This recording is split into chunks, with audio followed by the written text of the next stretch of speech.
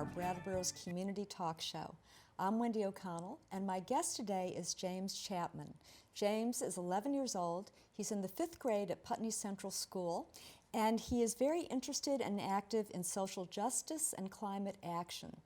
James gave a speech in 2017 at the age of 8 years old to an audience of 400, and this was the March for Our Lives walk. So welcome, James. Hello. Thanks for being with us today. Yeah, it's nice to be here. Good. It's great to have you on the show. And you were actually not born in Brattleboro. You were born far, far away in Montana. Yeah, Bozeman, Montana. You were a really little kid. Do you remember very much about it? I remember my house's layout and going on walks with my grandmother in a stroller, and that was about it. Yep. And then at some point you came to Brattleboro. Yeah, so my family, well, specifically my parents, decided to move to Guilford and go to Putney from there. And I was about preschool age, so I went into Putney Central's preschool, and I've been there ever since. You have. You've been through 4th grade, or you're in 5th grade now. And I was thinking about this. At this age, do you have a feel for how you learn best? I use graphs and math a lot. My brain somehow was attracted to them, and that helps me a lot. But I focus not as well as other people I've noticed, and I've worked on that, and it's gotten better. So I generally try and just focus my brain on one thing as much as possible, and that helps a lot. And visual things are helpful to you as well? Yes, I use examples very much. How are you with classroom learning? I'm perfectly fine with classroom learning. My school has helped me learn new things as much as possible, and they've helped me very well.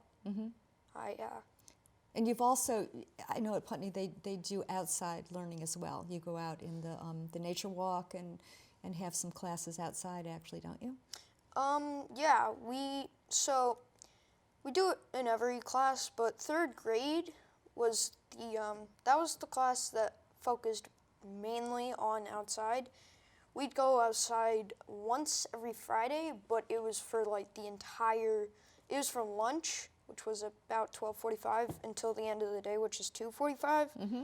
So about 2 hours. And that was a lot of working outside. We had a village that we built, and that was out of sticks and stuff. It was fun. Really? Yeah. A village? Tell me about it.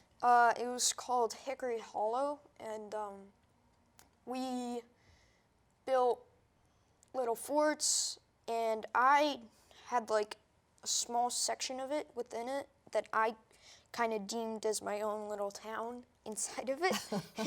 And it was me and 3 other friends, and we all had like this huge house, and it was fun. Really? And so, but you lived in the community with everybody else? Yes. And you got along? Uh-huh. That's great. And what kind of activities did you do in the village? So we would learn ELA every once in a while. Which is? Literacy, so. And we'd draw pictures of the different places in the forest, and we learned about that along with a lot of social skills.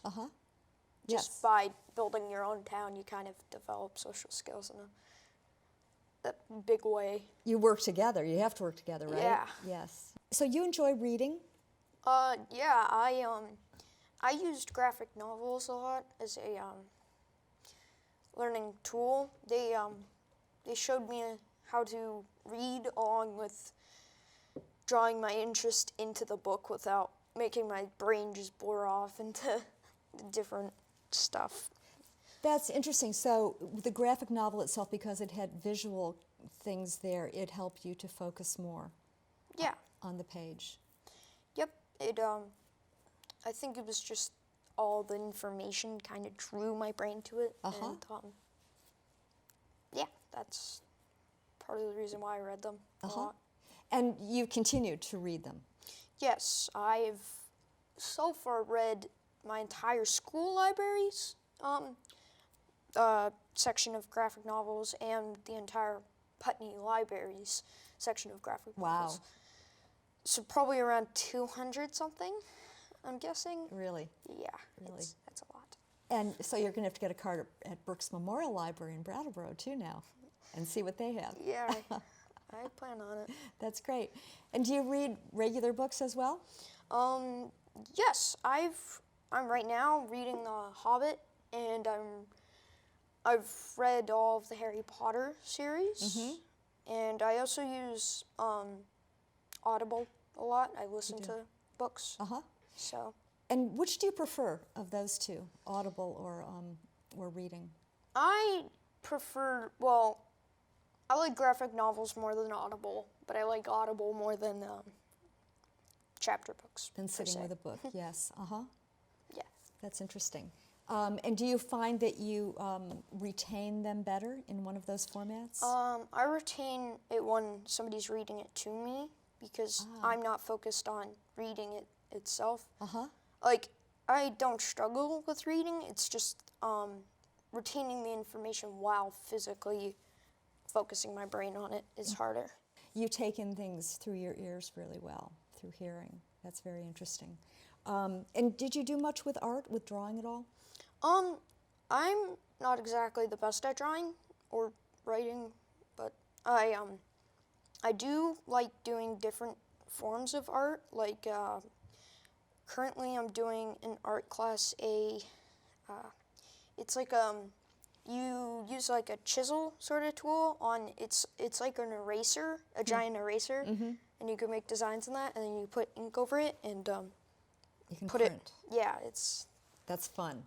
Yeah, That's very fun, yeah. You've also got a lot of very specific interests in school, and maybe perhaps out of school as well. I really enjoy biking and skiing, which sometimes out of school, sometimes in school. And I enjoy track a lot. I did it for 2 years, and I didn't do it this year because it was either that or the biking program we have at school. And I really enjoy the biking program, so I choose that. And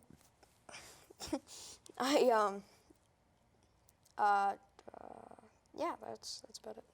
And so you're also your interests that I think come out of school. You mentioned economics. Yeah, I really, when I grow up, I'm probably gonna go to college for either social economics or an electrical engineering degree. And if I don't end up going to college, I'm planning on joining the Peace Corps and from there doing something. Oh, that's interesting. So yes, you do have an interest in social justice.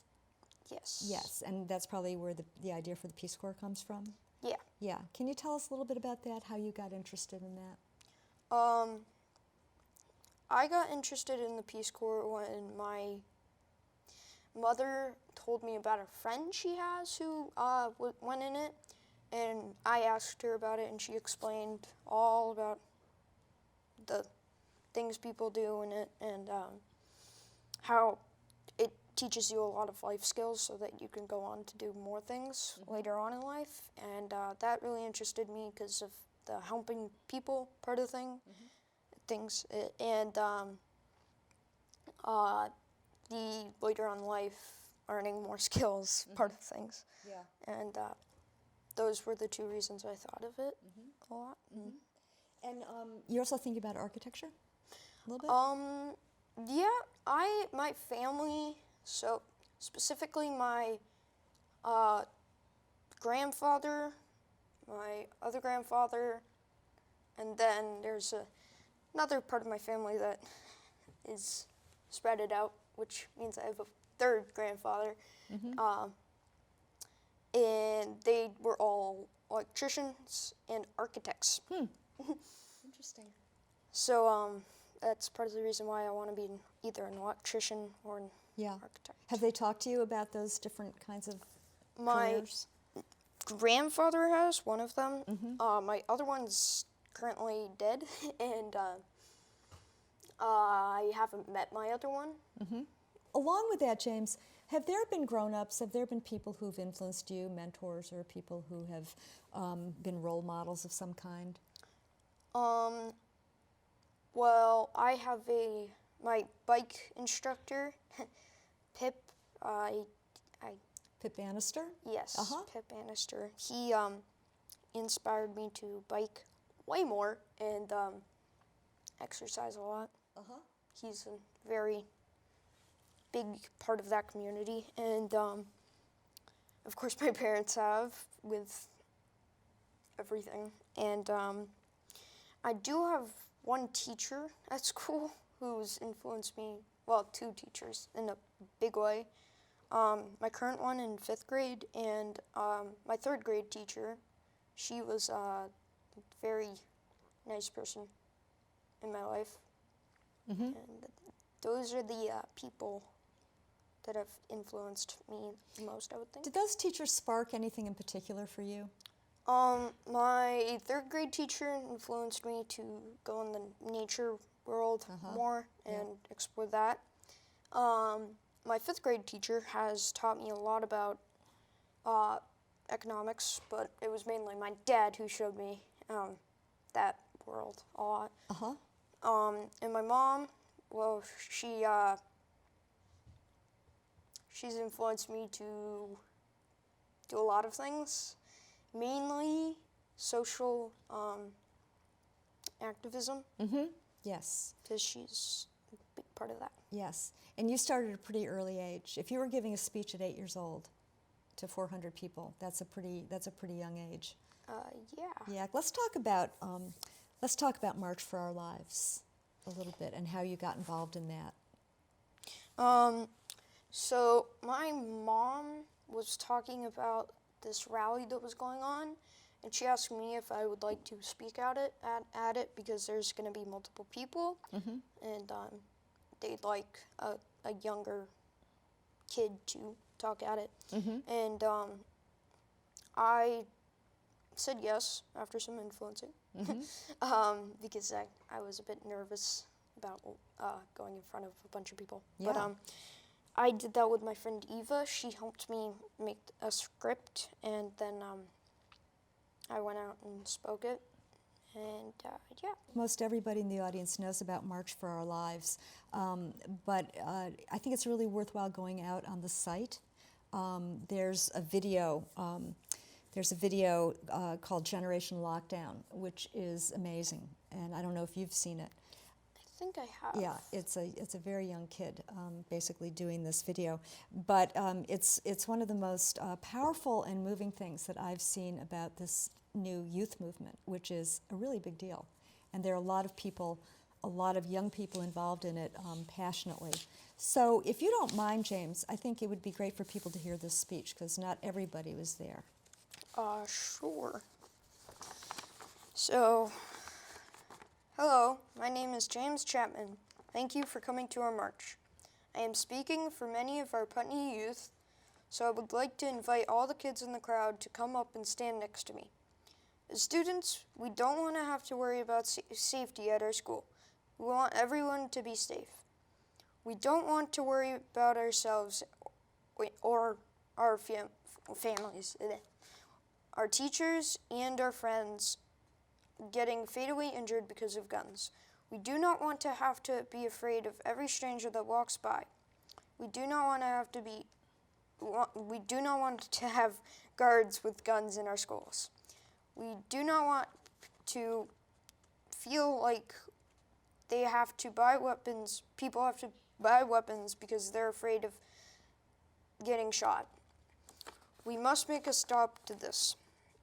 If we don't do something, every family we will have to huddle in fear of the next time. So let's take action. Let's change gun laws.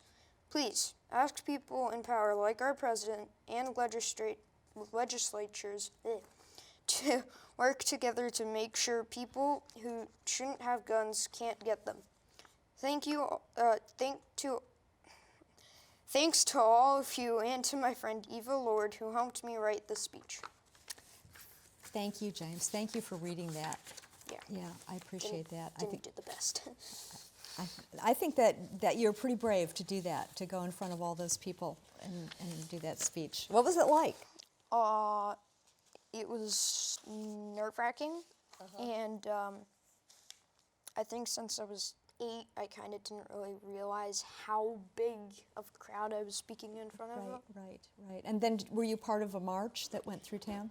I walked from, I think it was the co-op to the Green. Oh, yeah, and that's where the speech was, at the Green. And have you followed March for Our Lives? Are you connected with anyone else in the organizations? Well, my mom tells me a lot about what's going on. I'm not directly connected to anybody, but Yeah. And I was wondering, thinking about this and thinking about actually after watching this video on the March for Our Lives site and realizing how many kids and children are very involved in this. And I wanted to ask you about being able to keep a balance of being informed and being prepared, and on the other hand, fear. Well, I think people should definitely be informed. It does matter if it causes fear, but that doesn't mean they shouldn't know. And I don't think people should be lied to about things, like saying something different is happening. For instance, if the building was on fire, I don't know how nobody would notice that, and the mayor of the town said, everything's okay, nothing's on fire, that's not a smart idea. That will cause more chaos when people find out. And I think that, as grown-ups, we're always trying to protect kids to a certain degree. And that's one of these things that the shootings and the March for Our Lives has really exposed, is the fact of kids getting involved and the need for kids to get involved. And not only that, but the fact that kids are really getting involved. It's very powerful. Yeah, it is. And I think it's good that kids are getting involved. I don't necessarily think that they should in the first place, because I'm not saying that kids can't get involved in things. I'm just saying, like, it shouldn't be a thing, because then kids wouldn't have to speak up about it, because it wouldn't be a thing. There's always going to be something out there that's worse or more dangerous, but it shouldn't be ignored in any way. And it was for a long time. And I think that it should be followed up on. And do you talk to your friends about this?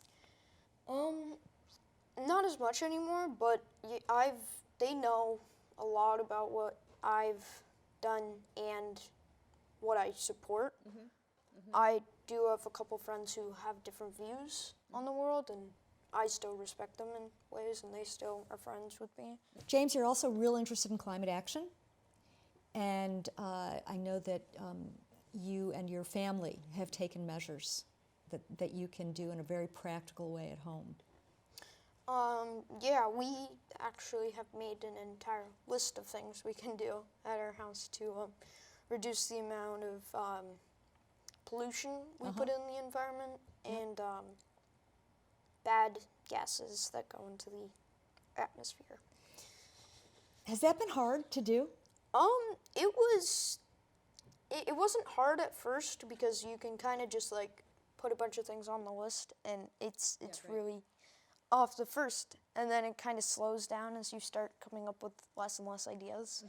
And my dad, halfway through, came in and gave us like a bunch of ideas that really helped us kickstart and start making more. Oh, good. And have you been able to follow through with a lot of them and make them just part of your life, your daily life? We've been good on it. We have started getting our own, or we've started getting milk from the co-op and recycling more. Like, I mean, we do recycle, but like every once in a while, like you'll accidentally put a piece of paper in like the garbage or something. And we've been good at sorting that. We've started turning off the lights more as we leave the rooms, and we've reduced the amount of plastic things we've been getting to stop more recycling, I guess. And watching the type of plastic we get, like type 3, type 4, and type 5, I'm pretty sure, are the types that can't be recycled. Yeah. So. In doing all of this, does that give you a sense of sort of being engaged more in the whole climate action? Yeah, it has. It's showed. So I got this idea from my friend Birch. His family did this, but it's awakened me to the fact that a lot of stuff has happened. But I didn't know before a lot about it too. My dad brought to my attention the fact that like this was like I think 3 months ago. It was during the summer. At the beginning of the summer, and he brought to my attention the fact that we had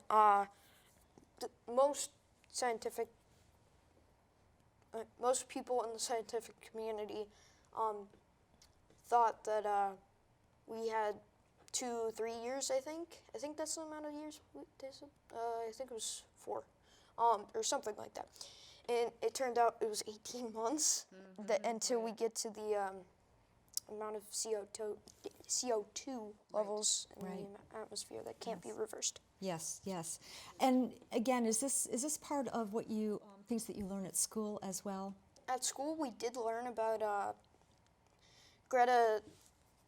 I think it's Thunberg. Yes, who came from Scandinavia. Yeah, yes. and how she's done the climate strike, and I did it with a bunch of other people in my class. Did you? And our school supported that. They let us do that, and that was really nice of my school, and it brought more people to attention of it. Right. In my class. Yes, that was a very big deal. What she did, and it's great that you were able to take part. And I think a lot of people across the country did as well. Are there other groups that you're involved in? Yes, I'm a supporter of a activist group called Team Trees. It is the entire YouTube community came together to plant 20 million trees and to help the environment. There's a lot of things that come out of that are good, and my family decided to donate $111 for my birthday because every $1 you donate, they plant 1 tree. They've planted so far, I think, they planted 2 million trees overnight. So I'm guessing by now they're at about 10 million. Across the world. Yeah. Yeah. And they plan on doing this by 2020. Which is coming up very soon. Any other groups or organizations? I've done some things. Like I've helped my mom with climate strike she did in Brattleboro, I think. Climate. Say that again. Climate. It was a climate strike. Climate strike. Yes. In Brattleboro, and that was fun. There was another one though in Putney that we did, and I used a megaphone and talked off the porch a bunch of chants. Did you? Yeah, it was fun. I was going to ask you, how is it for you to be involved in these things? It is sometimes really nerve-wracking, like I said before, because talking to a bunch of people, and then other times when I'm helping in the background, it's fun, and very. It makes me feel better because we're actually doing something to help the environment. Right. And I think many people have mentioned that lately, people who are getting afraid or really concerned about various things that are going on in the world right now, whether it's politics or climate or whatever, to be able to take some kind of action makes you feel like things are moving forward. Yeah. And working, a lot of these organizations, you're working with both adults and children too, right? And youth. Yeah. I'm interested in knowing, James, your impressions of Brattleboro, the community of Brattleboro, and you've taken part of many different things, both Brattleboro and Putney areas. And do you get a sense of Brattleboro as a town, as a community, the larger community? Yeah. I've noticed that it's a very welcoming community with very diverse sections to it. Like, not sections, but like people, I should say. And it's a really interesting town because you can just walk down the street and just see so many different people. And I really like Brattleboro because you can walk around just about anywhere because there's sidewalks everywhere. And I really like downtown Brattleboro a lot. Yeah. Are there enough fun things for kids to do downtown?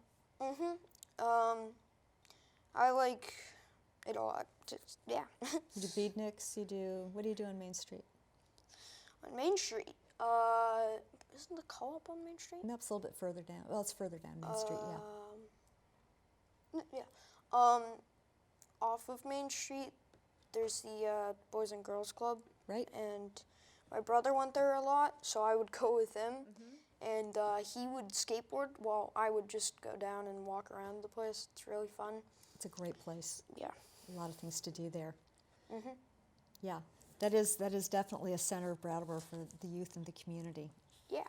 Yeah, that's great. Well, James, this has been fun. Yeah. Yeah.